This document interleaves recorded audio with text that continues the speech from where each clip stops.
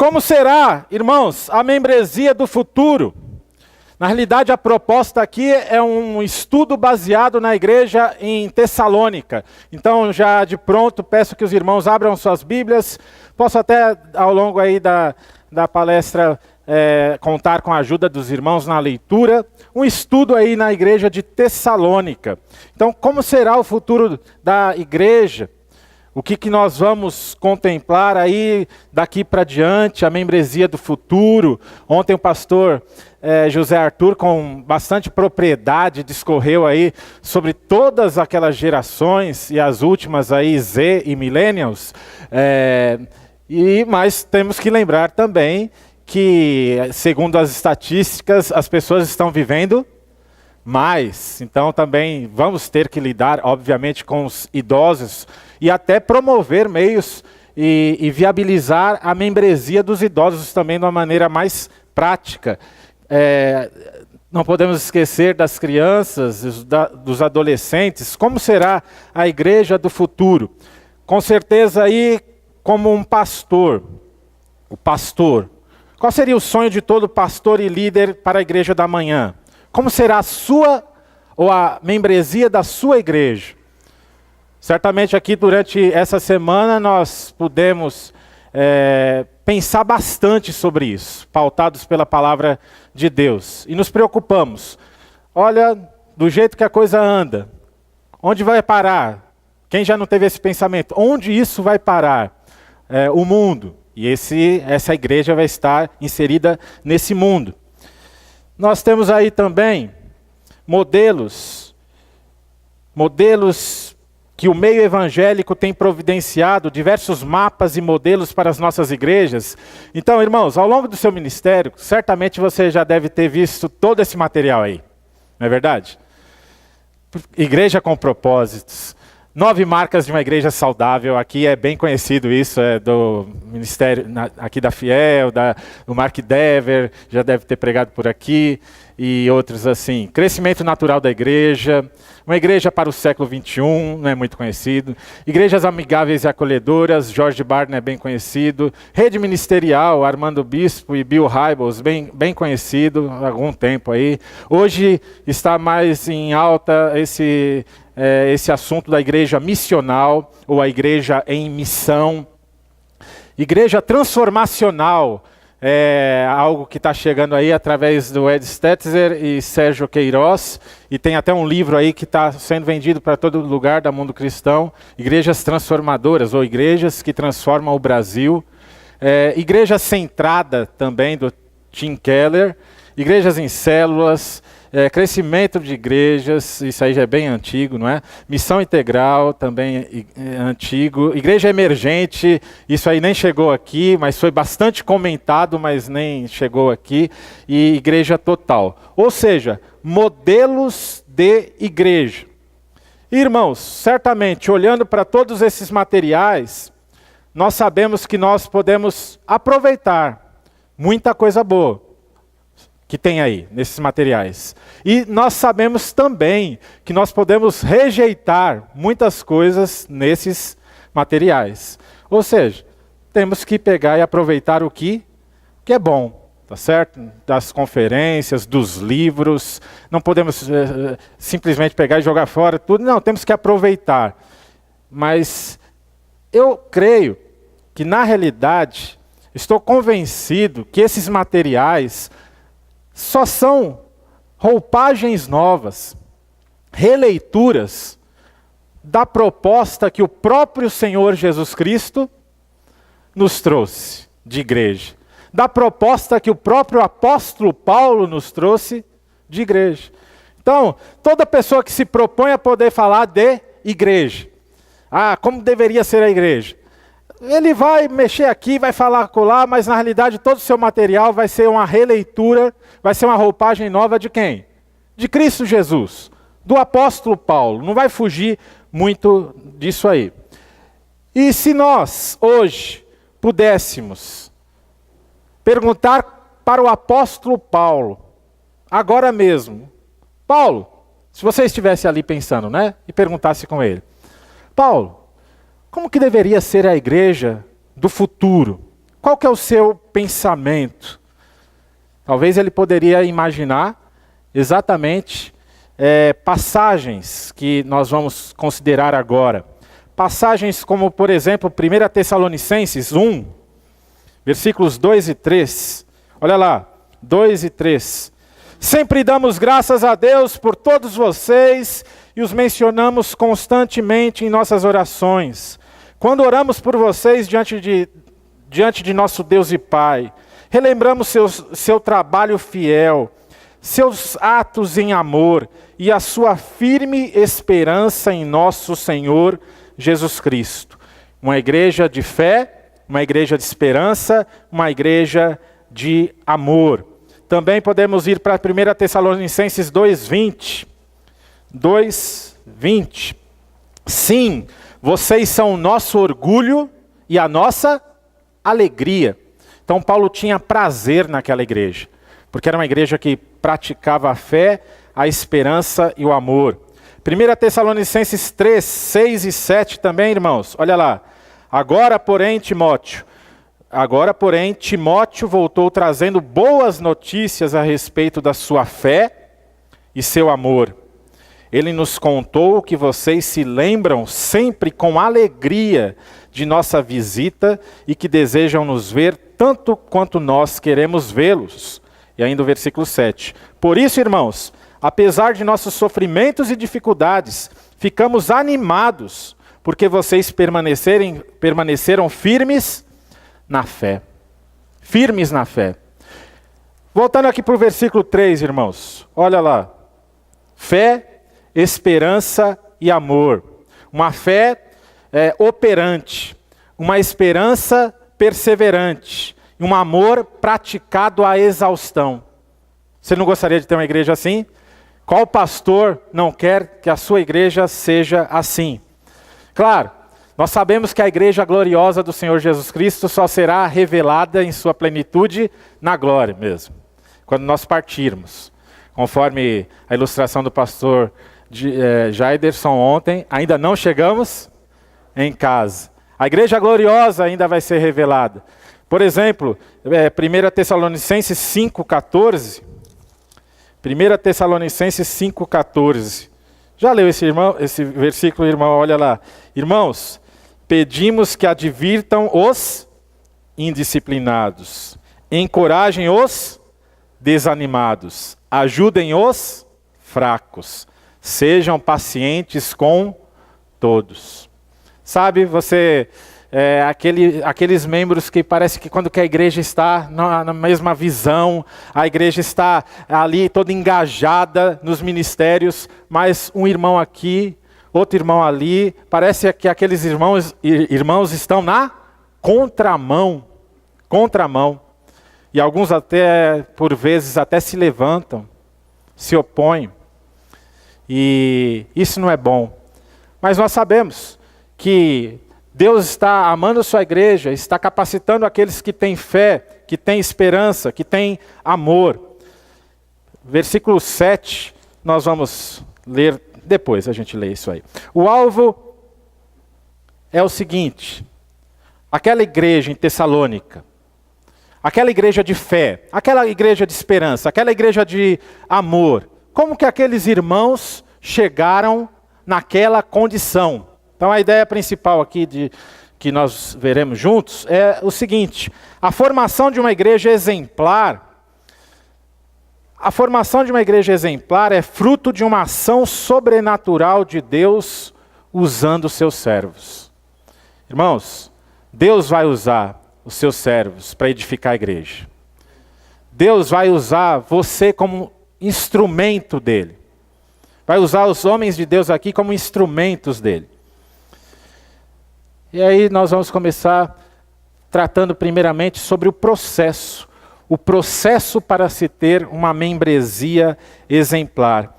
Esse processo começa com o seguinte: pregação e vida.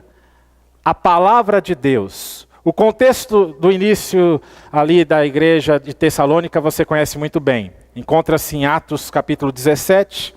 Paulo funda essa igreja bem rapidamente, na realidade em 3 semanas, ali em sua segunda viagem missionária. E Paulo, nessa carta em Tessalônica, ele usa o termo evangelho. Evangelho. Ele usa o termo evangelho 6 vezes. Ele usa o termo palavra de Deus 4 vezes.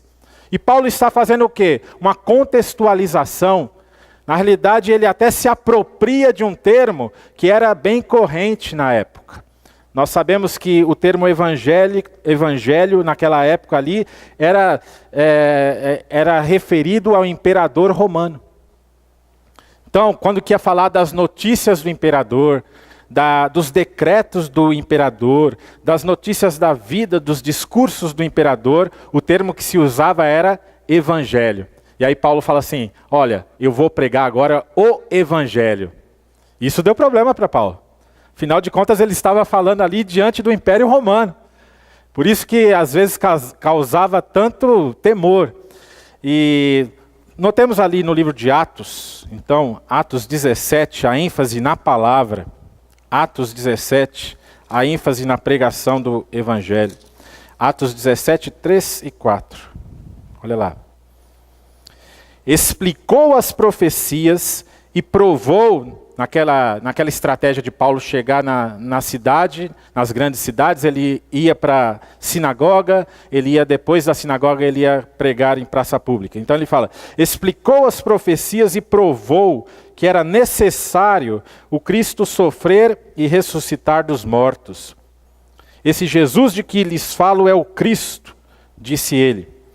Então, versículo 3, versículo 4. Alguns dos judeus que o ouviram foram convencidos e se uniram a Paulo e Silas, bem como muitos gregos, tementes a Deus, e várias mulheres de alta posição. Então, irmãos, da explicação da palavra, da pregação da palavra, nasce a igreja em Tessalônica.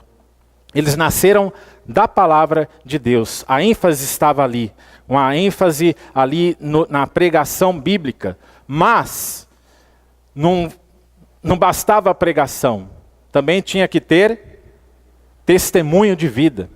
Então nós vemos aí 1 Tessalonicenses, vamos voltar para lá, 1 Tessalonicenses 1:5. 1:5.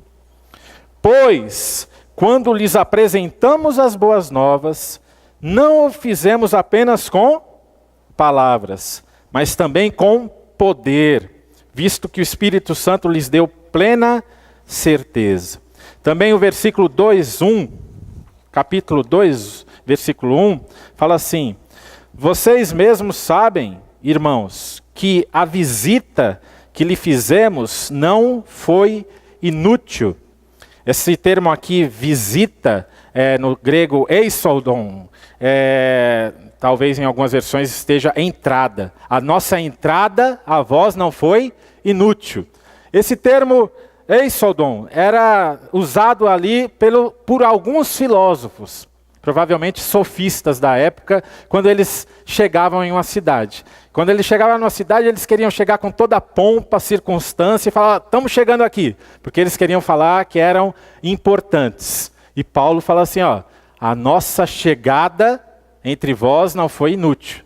Mas Paulo não está chegando para poder aparecer, Paulo não está chegando para poder pegar e ganhar alguma coisa ali financeiramente, como alguns faziam.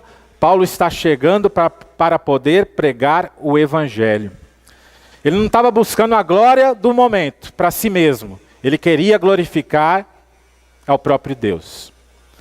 Também, 1 Timóteo 2, 8 e 10, continuando nessa proposta ética de Paulo, ele está destacando aqui o seu comportamento ético, a sua vida. Olha lá. Nós os amamos tanto que compartilhamos com vocês não apenas as boas novas de Deus, mas também a nossa própria vida. Então, gente, compartilhar o Evangelho e compartilhar a vida. Um exemplo ético, ou seja, nós somos, nós pregamos e nós somos. Também nós temos aqui 8 a 10, não é? Então vamos, versículo 9.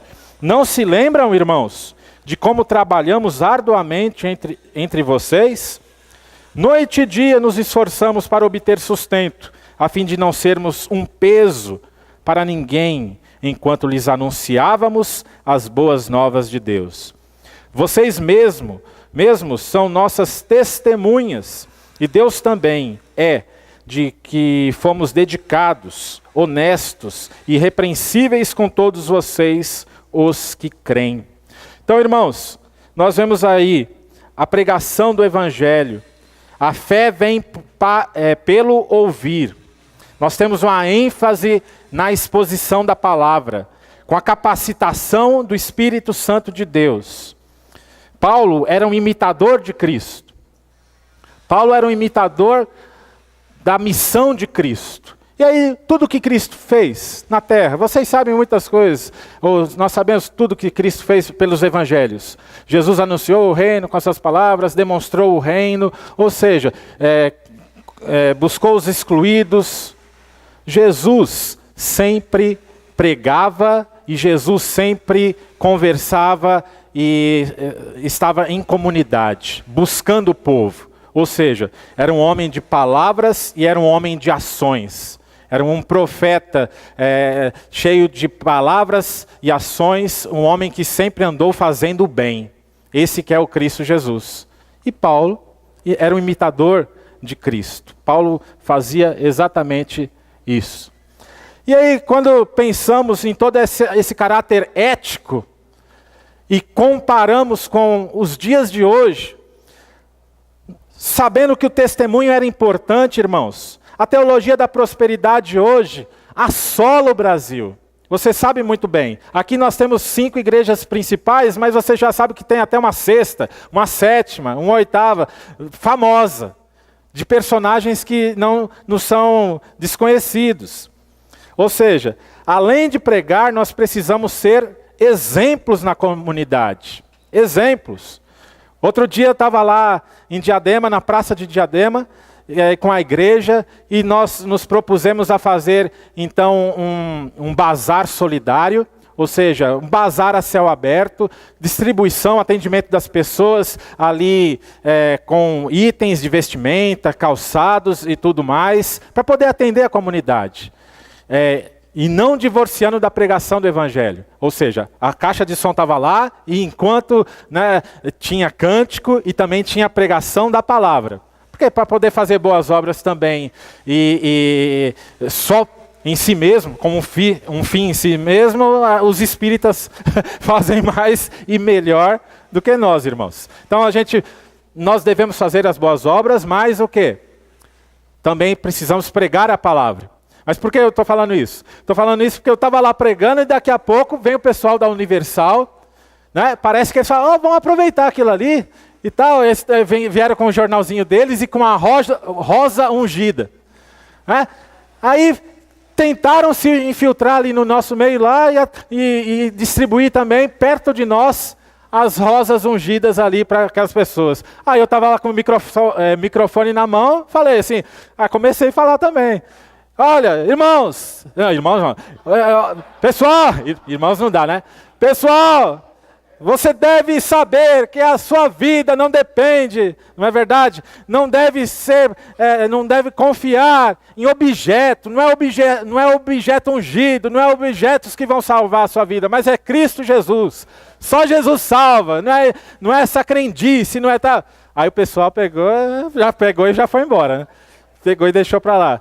Então, irmãos, a questão de descrédito no ministério. Hoje, além de pregar, nós precisamos ser exemplos na igreja, exemplos na comunidade. Mostrar para a comunidade que nós queremos servir. Nós queremos cuidar também, queremos ajudar. Devemos lembrar que Cristo ensinou a praticar as boas obras. Não somente porque praticar ação social está em alta, mas porque Deus deve ser glorificado. Abra lá em Mateus 5.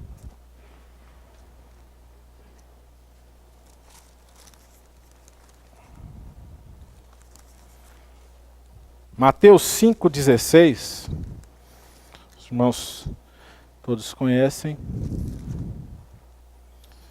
Olha lá. Da mesma forma, o Senhor Jesus dizendo, da mesma forma, suas boas obras devem o quê? Brilhar, para que todos as vejam e louvem seu Pai que está no céu. Ou seja, uma igreja de visibilidade. Não é uma igreja escondida, é uma igreja que mostra as boas obras para que Deus seja glorificado. Glorificado. É lógico, nós sempre tivemos que ser exemplo, mas hoje nós devemos ser ainda mais. Ainda mais. O ministério sofre uma enorme oposição, tal qual na época de Paulo. 1 Tessalonicenses 2:2. Sabem como fomos maltratados e quanto sofremos em Filipos antes de chegarmos aí. E, no entanto, com confiança em nosso Deus, anunciamos a vocês as boas novas de Deus, apesar de grande oposição. Ou seja, oposição. O evangelho sempre vai encontrar oposição. Não é verdade? Paulo mesmo ensina. Todo aquele que quiser viver piedosamente em Cristo Jesus, o quê? Será perseguido. Será perseguido. Também, nós vemos que no processo de formação de uma igreja exemplar, deve haver conversão. 1 Tessalonicenses 1:4, conversão, olha lá. Sabemos, irmãos, que Deus os ama e os escolheu. Também, 2 Tessalonicenses 2, 13 e 4. Segunda agora. 2 Tessalonicenses 2, 13 e 14.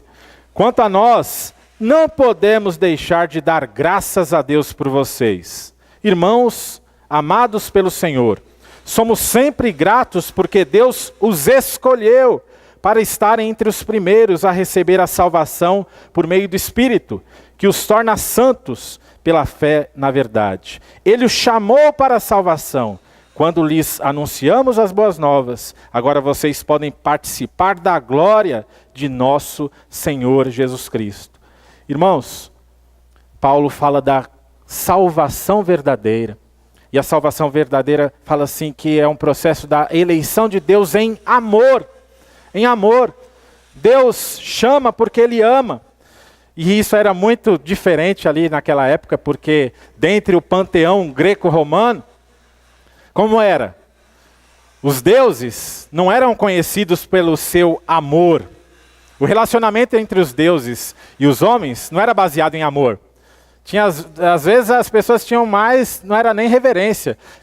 Eles sabiam que alguns deuses ali daquele panteão podiam até prejudicá-los. Eles até sacrificavam a certo Deus para poder não ser pego pelo outro Deus ali deles. Então, quando que Paulo chega, ele fala de amor, aquilo faz uma grande diferença ali para aqueles irmãos. Paulo pregou e então conseguiu seguidores de Jesus. E ele fez discípulos legítimos através do quê? Através de conversão. Conversão legítima, verdadeira. Em 1 Tessalonicenses, a palavra irmãos aparece 19 vezes. 9 vezes em 2 Tessalonicenses, destacando a conversão daqueles irmãos. Conversão é essencial, irmãos.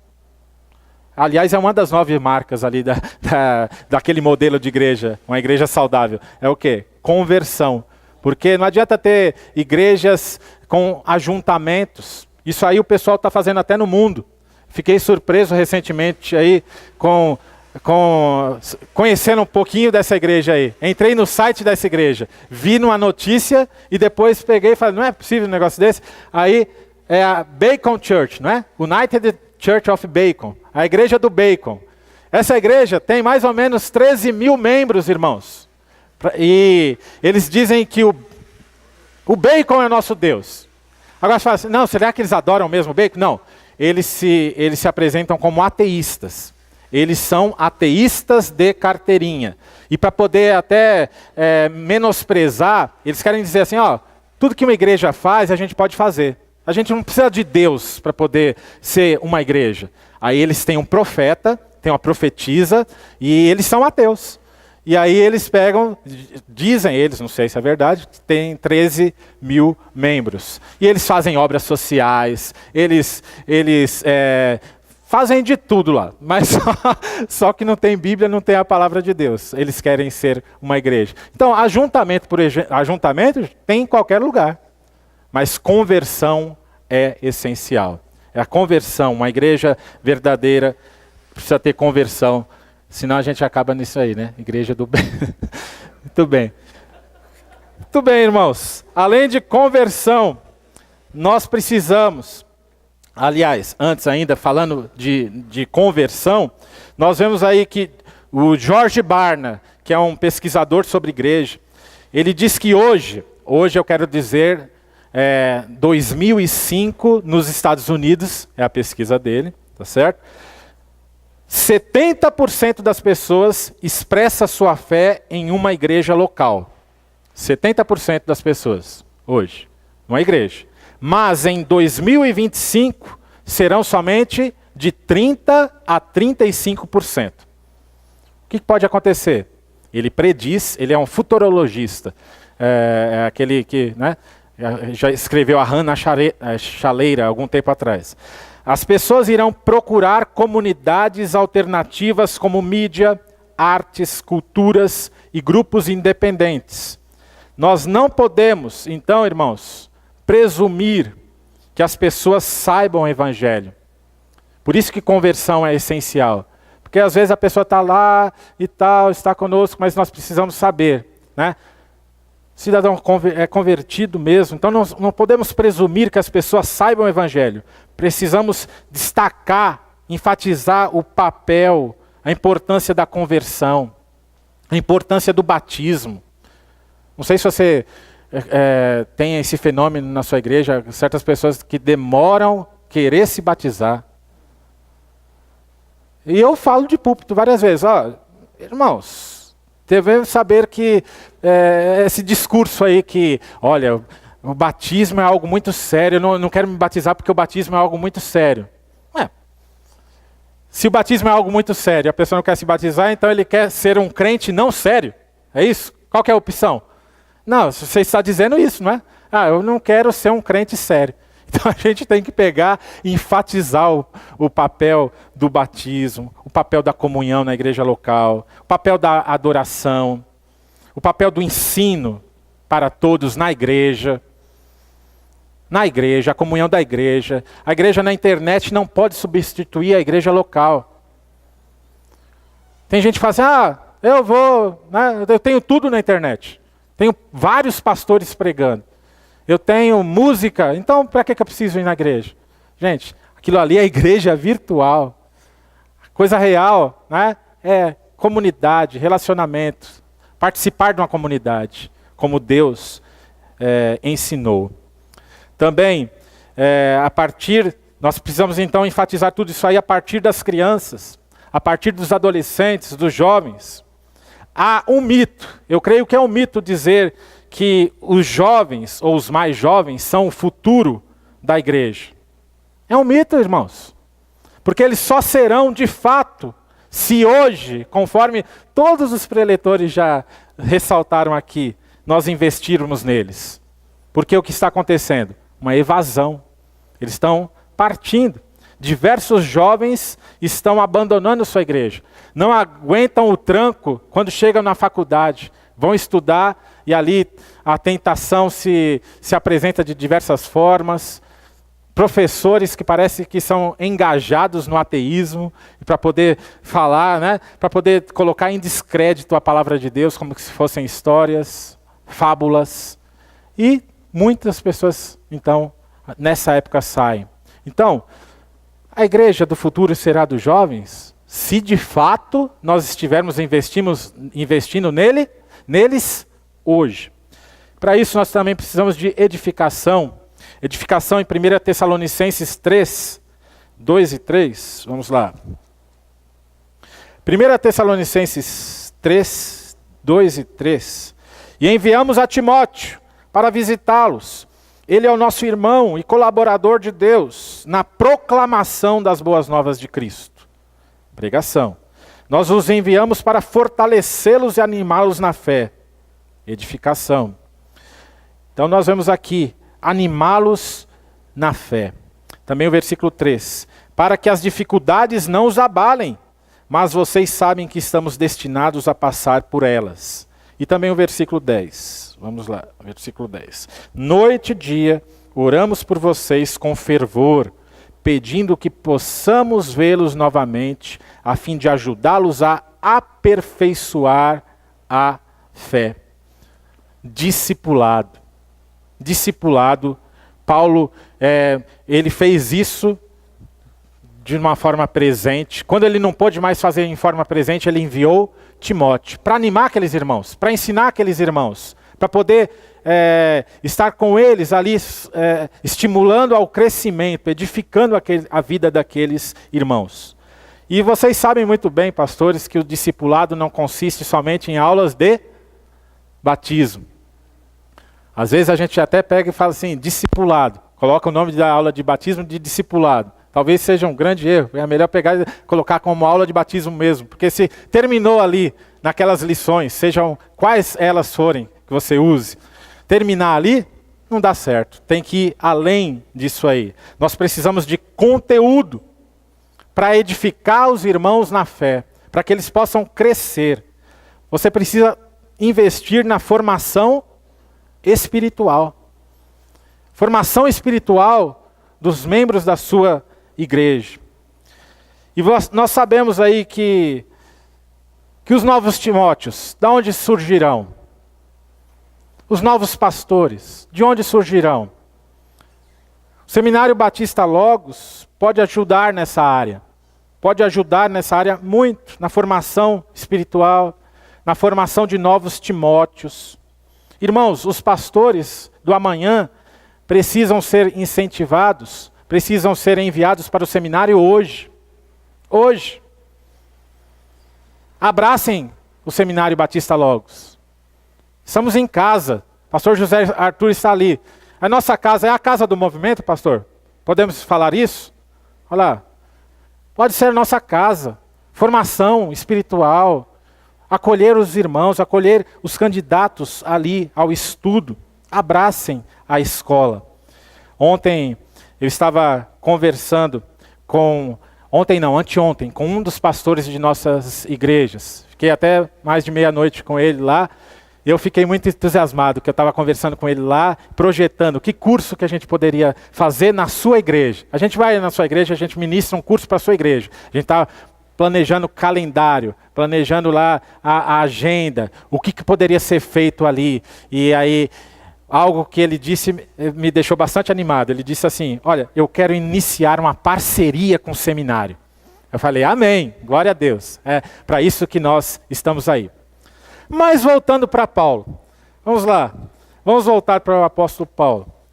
Além de edificação, nós também vemos que Paulo investiu na perseverança. Perseverança. 1 Tessalonicenses 2, 13 e 14. 1 Tessalonicenses 2, 13 e 14. Portanto, nunca deixamos de agradecer a Deus, pois quando vocês receberam de nós a mensagem dele, não consideraram nossas palavras meras ideias humanas, mas as aceitaram como palavra de Deus, o que sem dúvida são, e essa mensagem continua a atuar em vocês, os que creem. Então, irmãos, vocês foram perseguidos por seus próprios compatriotas, tornando-se assim imitadores das igrejas de Deus em Cristo Jesus, na Judeia, que também sofreram nas mãos do seu próprio povo, os judeus. E ainda 4, 1 e 2. Finalmente, irmãos, pedimos e incentivamos em nome do Senhor Jesus, que vivam para agradar a Deus, conforme lhes instruímos. Vocês já vivem desse modo, e os incentivamos a fazê-lo ainda mais, pois se lembram das instruções que lhes demos pela autoridade do Senhor Jesus. Irmãos, o apóstolo Paulo instruía, ensinava, discipulava aqueles irmãos, para que eles pudessem ser crentes de verdade, crentes perseverantes. E o discipulado o treinamento vai ajudar a comprovar que esses membros não são aqueles solos ruins das parábolas do Senhor Jesus. Mas ao contrário, que esses membros são o quê? Terra boa. Terra boa. O propósito de Deus para a membresia da igreja local nunca foi formar consumidores inativos. Nunca foi que o pastor fosse, ali o falante e os outros fossem o quê? Meros espectadores. Nunca foi esse o propósito. Nem também o que tem hoje, conforme já vimos, compradores de bênçãos. Essas igrejas lotadas. Não sei se você já teve a experiência. Você passa pela sua igreja, não é verdade? Você está chegando na sua igreja, o pessoal dessas igrejas lotadas já estão indo, o quê? Embora. Porque eles foram antes. Eles chegaram antes e depois, na hora da sua escola dominical, eles estão indo embora. Porque eles já estavam lá desde as 7. Aí você vai embora, eles ainda não foram embora. Aí você fala, nossa, que povo, né? Que povo. Mas são compradores de bênçãos. Não é isso? Compradores de bênçãos. Eles não estão ali para o ensino, o estudo. Na maioria das vezes eles estão lá para uma unção a mais, uma oração a mais, uma doação a mais para poder ser abençoado. Mas isso não é o plano de Deus. Paulo Romeiro, em seu livro Decepcionados com a Graça, não sei se os irmãos já viram, é um livro relativamente antigo, ele diz que muitos crentes ficarão decepcionados com a teologia da prosperidade, muitas pessoas ficarão decepcionadas com a teologia da prosperidade e procurarão as igrejas conservadoras. Alguns já têm chegado. Eu estou esperando ainda esse êxodo maior. Não, aparece gente lá. Já apareceram algumas pessoas. Mas não estou vendo esse êxodo tão assim. Você liga a televisão, você vê essas igrejas ainda lotadas. Mas ele prevê isso. Decepcionados com a graça, é a tese, se não me engano, de doutorado dele, analisando a igreja internacional do reino de Deus. Então ele está dizendo que essas pessoas desse tipo de igreja neopentecostal vai sair de lá e vai então fazer uma migração. E nós devemos estar preparados para poder o quê? De novo, fazer com que essas pessoas tirem essa mentalidade de comprador de bênção, tirem essa mentalidade aí de consumidor inativo, e seja um membro exemplar. Devemos estar preparados para discipular essas pessoas. O membro da igreja deve receber a cosmovisão cristã sobre vários assuntos. Vários assuntos. Você deve investir na vida do seu membro, da igreja. Você deve pegar e promover diversos treinamentos. Foi Bill Hybels, depois de tantos anos de ministério, vocês sabem muito bem a história da Willow Creek, aquela igreja lá e tal, e aí ele pegou e edificou essa igreja lá nos Estados Unidos, enorme, uma mega igreja, e depois de tanto tempo de ministério, eles começaram a fazer uma pesquisa e uma avaliação para poder checar como estava a igreja. E eles chegaram à conclusão que não havia crescimento espiritual. Não havia crescimento espiritual. Eles ajuntaram tanta gente, mais de 13 mil membros. E aí eles, então, começaram a fazer, eu não sei, eu só sei a história até aí. Agora eu preciso pesquisar para ver como que foi. Eles pegaram e montaram todo um currículo ali para poder impulsionar essa área aí de crescimento espiritual. Chamaram outras pessoas, outros pastores, para poder investir em crescimento espiritual. Não sei como estão hoje, mas pelo menos esse homem admitiu que sendo um pastor de mega igreja, o que eu estou fazendo? Com 13 mil membros, eles não têm crescido espiritualmente. Então, irmãos, nós precisamos investir na membresia de nossas igrejas. Eles estão crescendo espiritualmente? Não basta que nós somente cresçamos. O membro da nossa igreja também tem que crescer. Também, passando aí para esperança, 1 Tessalonicenses 1:10. 1:10. Também comentam como vocês esperam do céu a vinda de Jesus, o Filho de Deus, a quem ele ressuscitou dos mortos e que nos livrará da ira que está para vir. Esperança. Capítulo 5, versículo 8 também. Mas nós, que vivemos na luz, devemos ser sóbrios, protegidos pela armadura da fé e do amor, usando o capacete da esperança da salvação. Então, o membro da sua igreja deve ser o quê? Deve ter uma nova mentalidade. Deve ser formado com a mente de Cristo. O crente deve participar de uma cultura de contraste. Será que os membros de nossas igrejas estão preparados para ao invés de assimilar o que os gurus da televisão, os gurus do rádio, os gurus dos livros estão falando? E olha que eles falam bastante, não é, irmãos? Programa de televisão não falta para poder dar uma cosmovisão do mundo. E você sabe o que é o mundo? A Bíblia diz, o mundo jaz no maligno. E a gente tem que formar os nossos membros a fim de que eles possam saber rebater, ter uma mente de Cristo, saber ser uma contracultura. Isso é um resultado de uma mentalidade nova. A palavra de Deus, então, deve dar todas as respostas. A pessoa deve ser treinada nisso. Não o pastor somente. Isso aí o meu pastor sabe. É uma tragédia para nós, não é? Isso aí o pastor sabe.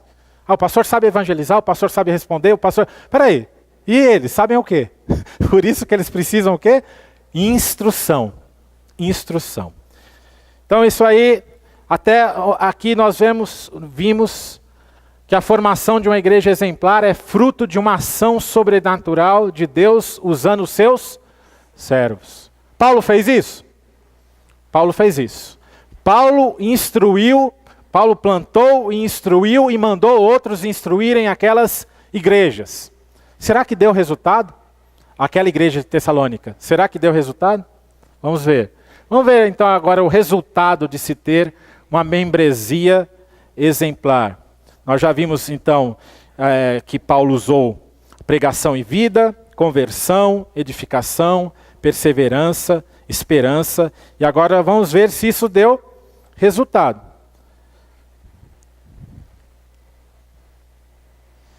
Primeiro, vamos ver ali. Eles se tornaram imitadores. 1 Tessalonicenses 1:6. 1:6.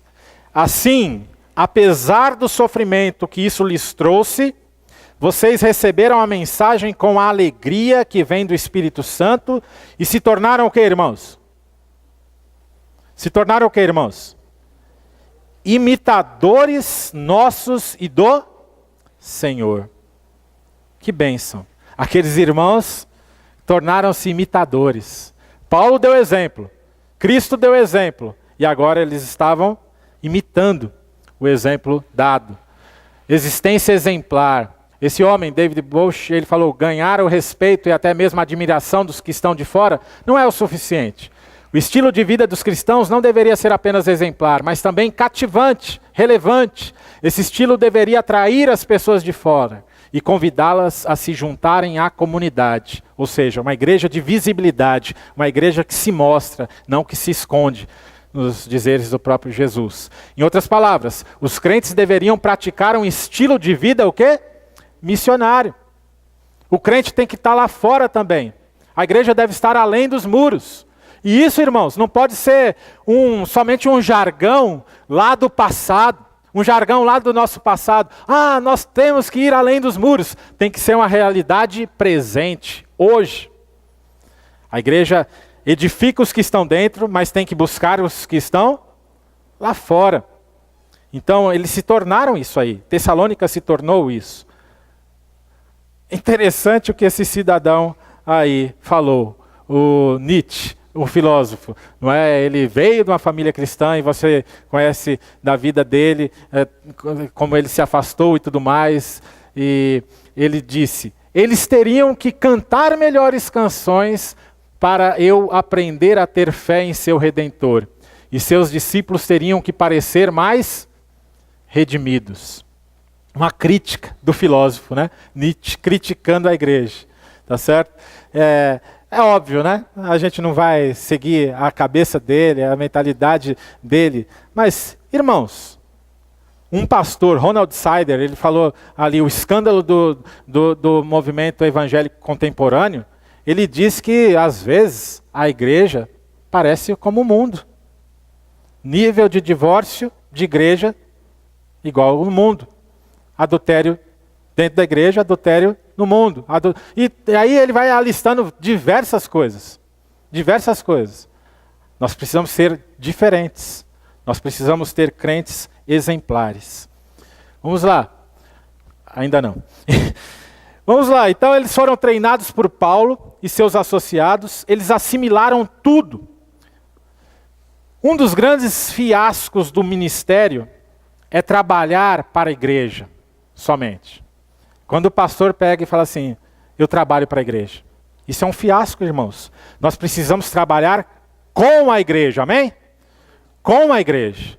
Porque senão nós nos tornamos o que o John Piper fala assim, irmãos, nós só somos profissionais. Ele escreveu um livro, aliás. Irmãos, nós não somos profissionais. É ministério. É uma missão dada por Jesus Cristo. Porque se nós nos colocarmos como que somente um funcionário, o que um funcionário faz? Um funcionário trabalha para chefes. E aí não podemos reclamar de nada. Fala assim, eu ganho meu salário, eu trabalho, eu faço o meu trabalho para vocês. E vocês me pagam para eu fazer o trabalho. É isso? Isso é ministério? Lógico, não sou ingênuo, tem todas as implicações por aí. Mas, irmãos, o bíblico é que nós não trabalhemos para a igreja, e sim com a igreja. Se não treinamos outros com o nosso exemplo, com o nosso ensino prático, nós não estamos entendendo a nossa principal tarefa deixada por Jesus, que é o quê? O discipulado. O discipulado. Abra lá em Efésios 4:2. Efésios 4:2. 4:12, né? Efésios 4:12. Eles são responsáveis por preparar o povo santo para realizar sua obra e edificar o corpo de Cristo. Na realidade, aqui uma melhor tradução seria para edificar o corpo de Cristo. Irmãos, nós somos responsáveis para treinar o corpo de Cristo, para que o corpo de Cristo faça o trabalho do ministério. Então nós trabalhamos com a igreja. E para que alguém imite você, você deve treiná-lo, você deve discipulá-lo. A sua membresia do futuro só irá imitar você se você treiná-lo quando? Hoje. Hoje. Vamos lá. Aqui, eu só vou passar rapidamente a geração Z. O pastor José Arthur já abordou ontem, ele focou mais nos millennials, mas essa é a geração Z, aquelas pessoas, né? Aqueles bebês que já sabem nascendo, já nascem no mundo digital, não é verdade? Nascem no mundo digital. E aí algumas características deles, alguns apontamentos, querem trabalhar, são empreendedores, querem mudar o mundo. E isso, como já foi apontado, será que dá alguma dica para a gente? Gente que quer trabalhar, gente que quer empreender, gente que quer mudar o mundo. Será que isso não nos lembra exatamente da pessoa de Jesus? Jesus trabalhou muito, em 3 anos ele fez tanta coisa, não é? O ministério dele foi enorme, em 3 anos e meio. E ele empreendeu muito também. E ele, obviamente, mudou o mundo, por isso que estamos aqui. Será que a gente não pode pegar, obviamente, aplicar essas características desses jovens para a obra do ministério? Acho que devemos fazer isso. Eles são diversos, tá certo? Então está uma diversidade ali, multirracial jovem, famílias modernas, diferentes cores, formatos e tamanhos. Ou seja, já passaram por aquela questão de barreiras raciais. Então eles estão mais preparados para poder mexer com todo mundo, com todas as tribos, conforme veremos mais adiante aí. Também têm uma mentalidade mais aberta, e isso deve nos preocupar para que nós instruamos bem na palavra de Deus. Porque a maioria dos nossos jovens estão sendo doutrinadas para exatamente pegar essa questão de teoria de gênero, não é? De uma maneira o quê? Totalmente deturpada. Minha filha tem colegas que,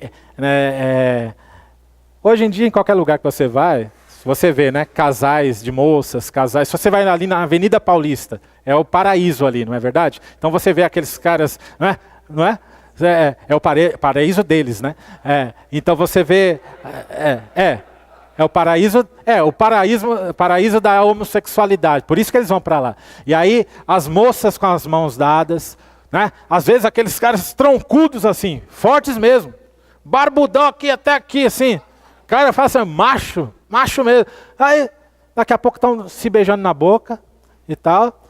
E aí minha filha, a Júlia Helena, ela está com as colegas dela, ela passeia com as colegas dela, ela fala, nossa, que coisa e tal. Mas a outra, e uma também fala, nossa, que absurdo e tal. Mas a terceira já fala assim, não, como vocês são preconceituosas? O que tem? É assim mesmo, que é a vida deles, não é? Eles só estão sendo felizes. Então, os jovens já têm, né, tem essa mentalidade, eles estão trocando essa mentalidade e a gente tem que pegar, então, pautar a mentalidade deles pela palavra de Deus. Eles acreditam na tecnologia, então a gente tem que pegar e investir isso aí também. Acreditam na educação, aprendem por conta própria. Então, isso aí vai estar disponibilizado aí no site da iBreces, depois se você quiser dar uma olhadinha, e na internet está cheio dessas pesquisas, tá ok? Só alguns apontamentos: ao comunicar-se com a geração Z, usem imagens, emojis, símbolos, fotos, vídeos, realidade virtual. Então, a nossa pregação também tem a ver com isso, irmãos. Eu estava olhando ali num site ali, não sei se vocês conhecem CTPI. Faz uma pesquisa no Google sobre isso, eles disponibilizam diversos materiais ali de graça, tá certo? Então, é um curso de capacitação para implantadores de igrejas. Então, eles estavam ali com diversas séries de mensagens, né? Estavam falando da sabedoria ali, eles colocaram ali o mestre Yoda, né, do Star Wars ali, para poder falar da sabedoria. Outra série ali que eles colocaram como tema, assim, aquela atriz lá que foi dar...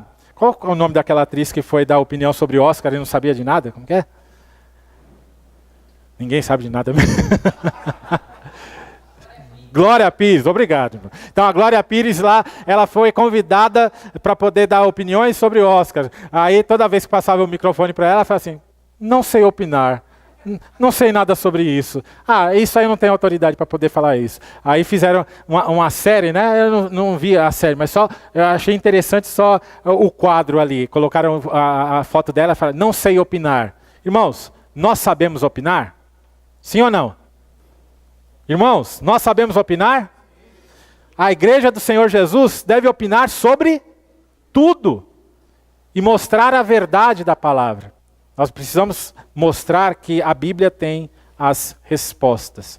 Então nós precisamos saber comunicar com essas gerações. Às vezes nós nos sentimos inadequados com tanta mudança. Mas no meu tempo era assim, agora é assado. Bom, a verdade é que, com exceções aqui, a maioria de nós nasceu antes do advento da internet, não é verdade? Já pensou?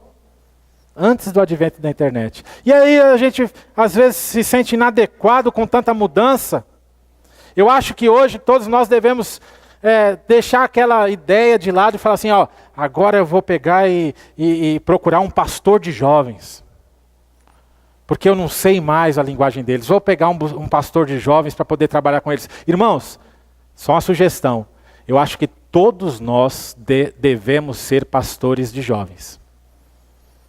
E de adolescentes, e de crianças, e dos idosos e dos maduros. Ou seja, não podemos ficar mais escolhendo, gente. Porque se nós nos distanciarmos dessas gerações, o que será? O que será? Você deve ser um pastor de jovens também. Muito bem. E aí? Primeiro, eles também se tornaram um modelo de igreja. Ainda não, então, deixa aí. Eles se tornaram um modelo de igreja, 1 Tessalonicenses 1,7. Vamos voltar lá para Tessalonicenses 1,7. Com isso, tornaram-se exemplo para todos os irmãos na Grécia, tanto na Macedônia como na Acaia. Irmãos, Tessalônica aprendeu, tanto é que os irmãos se tornaram um exemplo. A palavra grega aqui é tupon, ou tipon, que significa alguém que deve ser imitado, digno de ser imitado. Como Paulo falou assim, vocês devem me imitar porque eu imitei a Cristo. E eles imitaram.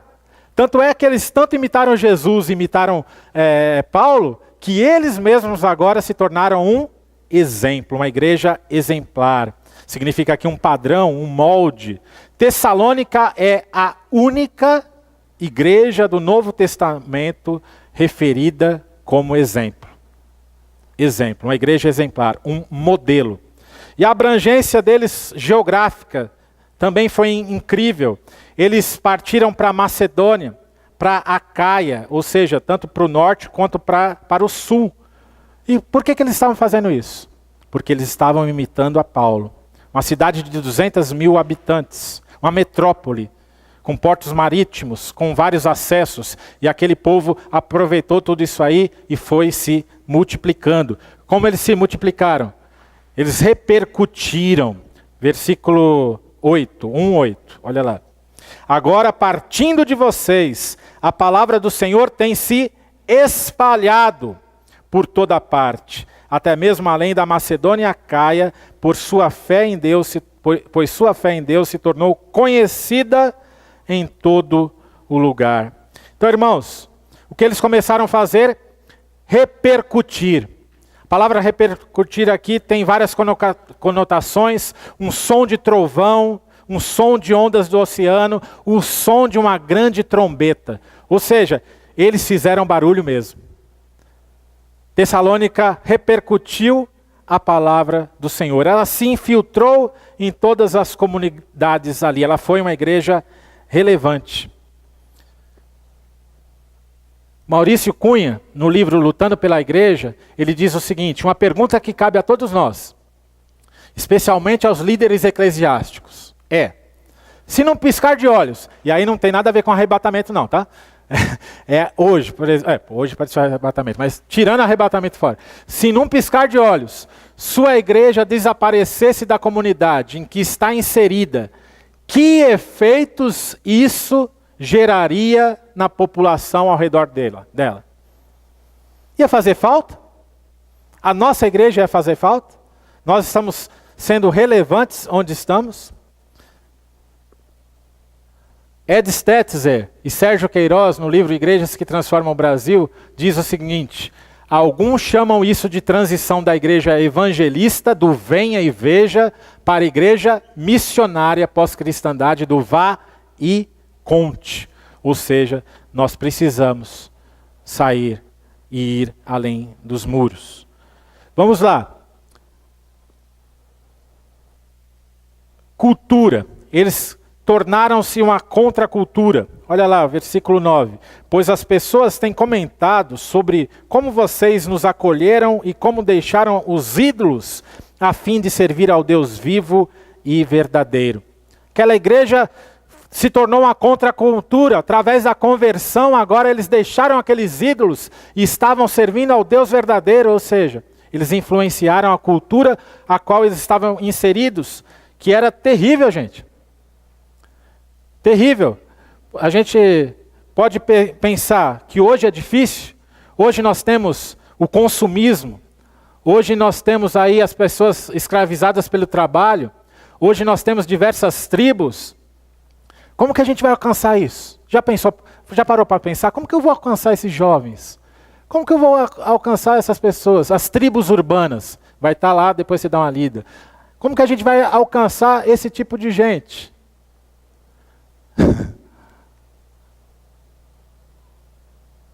A diversidade.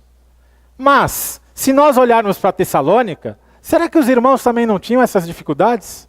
Irmãos, Tessalônica, eles adoravam diversos ídolos, né? Vários ídolos. Eles eram ali cercados de Deus, cheios, igual o apóstolo Paulo fala em Atos 17, cheios de idolatria.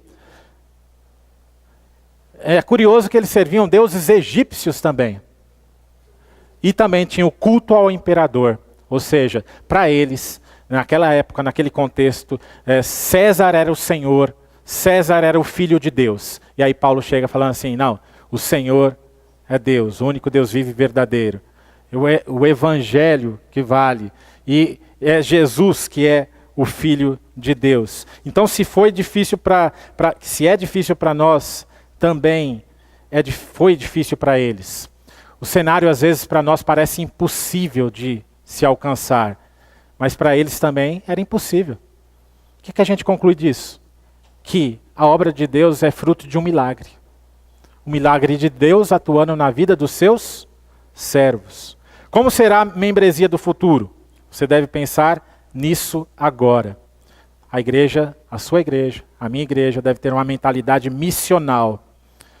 Eu creio que a gente tem que pegar e estudar a nossa cidade, a nossa cultura, a nossa religião, treinar a nossa igreja para ser missionária. Eu estava quase que esquecendo, um livro que eu indico, não sei nem se já está até esgotado, chama Plantar Igrejas, de David Hisselgrave, uma coisa assim, da Vida Nova, acho que está, não sei se está esgotado. Mas por que eu estou falando sobre isso? Porque lá fala sobre o ciclo paulino. Como que Paulo plantou e edificou uma igreja. Irmãos, às vezes a gente pensa que isso aí é coisa de missionário. Eu acho que agora todo pastor deve ter uma mentalidade de, o quê? Missionário. Plantar nossas igrejas para que elas reproduzam e que sejam exemplares. Vamos terminar com oração? Deixar aí para vocês. Só que Cristo, obviamente, sempre vai ser o nosso maior exemplo. Cristo que percorreu as aldeias, pregando, ensinando o Evangelho e fazendo grandes obras.